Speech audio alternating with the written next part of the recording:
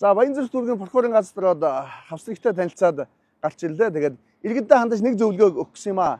Хэрвээ таныг шүүх цагдаа гэх мэт хуулийн байгууллагаас дуудах юм бол та очиж бас мэдүүлэг өгчөөрэй. Тэгхгүйгээсээ болоод таны одоо эрх зүйн байдал алдагдаж, эрхэм зөрчигдөж бас ноцтой нөхцөл байдал үүсгэе одоо үгүйсэхгүй. Саяын миний уншсан хавсрагийн хувьд ихэд нэлээд олон сарын өмнө дуудсан байгаа. Тэгээд очингуудаа гэлчээр нэг мэдүүлэг өгсөн байгаа.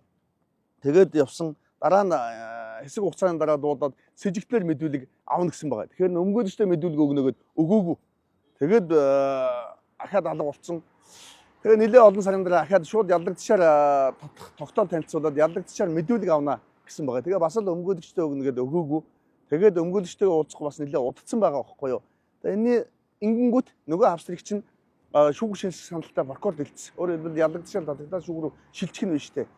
Энд чинь хэдийгээр мөрдөгч прокурор яллах болон цагаатгах талын баримтыг одоо цуглуулах ёстой боловч та өөрөө ямар нэгэн одоо мэдүүлэг өгч баримтаа гаргаж өгөхгүй бол одоо болохгүй байгаа байхгүй юу. Ийм учраас одоо шүүхээс прокуророос цагдаагаас хэрвээ та бүхнийг дуудах юм бол хэнийг гүйтгүүгээр ач холбогдол өгч очиж одоо мэдүүлэг өгчөөрэй. Тэгэхгүй таны эрх зүйн байдал одоо дорлоо шүү гэдгийг л одоо хэлэх гэсэн